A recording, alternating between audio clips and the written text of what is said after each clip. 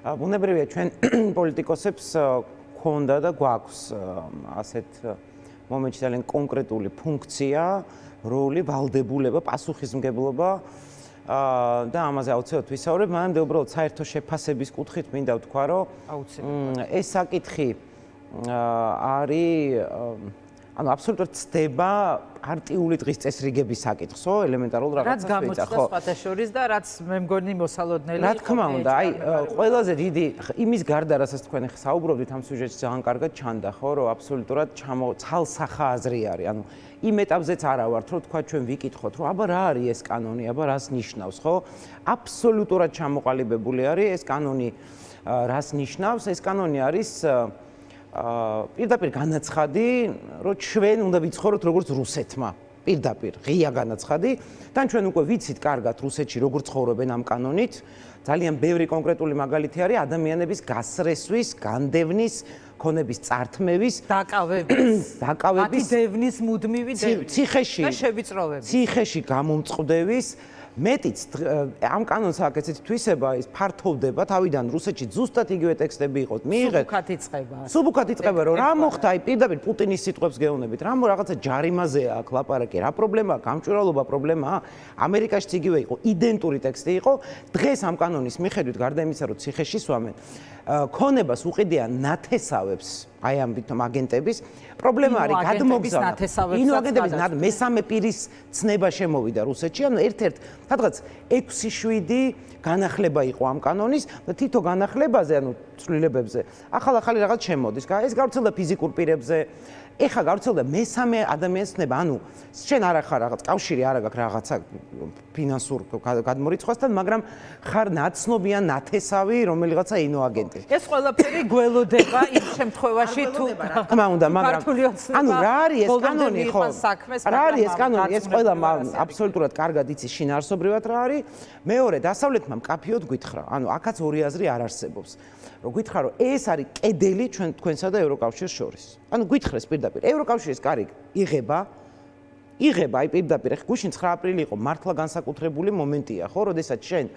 ფიქრობ რომ იმისთვის რომ 2024 წლის 9 აპრილს რუსთაველზე ჟღერდეს საქართველოს და ევროკავშირის ჰიმნი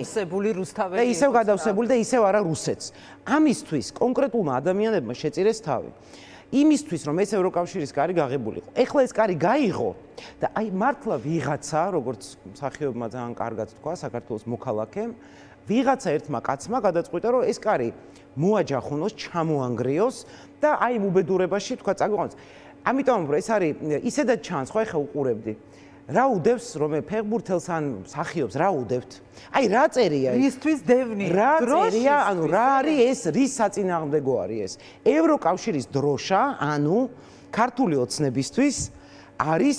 რაღაცა როგორც ხარისთვის წითელი ესა ხო ჭუჭყში ამოთხრაო თუ რაღაც საშინელი სიტყვები თქვა და დაწერა დღეს ირაკლი კობახი ეს სხვა შორის ძალიან ფუნდამენტურ ბრძოლებში ავტორიტარიზმთან ვაცლავ ჰაველის დროს იყო ელემენტარული ესეთ მიდგომა რომ სინამდვილეში მოქალაქეს რა მოეთხოვება რამე განსაკუთრებული კი არა თეთრზე თეთრის თქმა აი უბრალოდ თეთრზე არ უნდა მოიტყუო უბრალოდ თქვა რომ საქართველოს კონსტიტუციაში წერია რომ ჩემი არჩევანი ევროპაა და დღეს ვინც ამბობს რომ ჩემი არჩევანი ევროპაა ის იდევნება ოცნების მხრიდან გამოდიან ლანძღავენ რაღაცას ეძახიან სახელებს პოლიტიკურს გამოლანძღეს მსახიობი ხო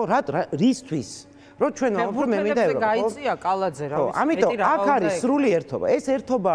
ეს არ არის რაღაცა პარტიული პოლიტიკური ოპოზიციური კონიუნქტურა ეს არის რაღაცა ფუნდამენტური ერთობა რომელიც ხალხი რომელიც საერთოდ შეიძლება არც ინტერესდება პოლიტიკით ისინი ხვდებიან რომ თავისუფლება აი რანაირად რაღაცა ფეხბურთში ევროპაში მივდივართ განათლებისთვის ევროპაში მივდივართ გვიხარია არ ვიცი ამ რაღაცა პერსპექტივას გრძნობთ გვიყვართ ჩვენია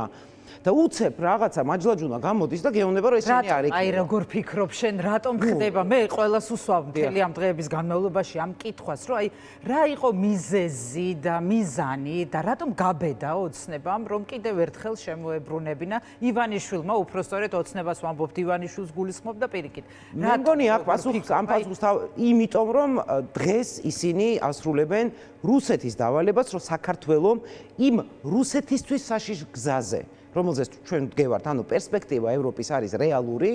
აი ამ პერსპექტივის დახურვა უნდა მყისიერად და აქტიურად რუსეთს. ოღონდ რუსეთს ამიძალა აღარა აქვს. კომიკურია, რომ დღეს რუსეთს არათუ საქართველოსი სომხეთს შევხედოთ. სომხეთშიც კი დასუსტებული არის და მე ეს ძალიან მიხარია მისი პოზიცია. ანუ ეს არის იმიტაცია, ძალის დემონსტრირების იმიტაცია, რომელსაც ავალებენ რა თქმა უნდა. ხო, რომ საქართველოში ეს იმიტომ რომ რუსეთი აი ამ კანონის მიღება ჩვენც ხო განცხადებებში ვხედავთ, ნიშნავს უბრალოდ ამ კანონის მიღებას კი არა, ევროპისთვის კარის მიჯახუნება.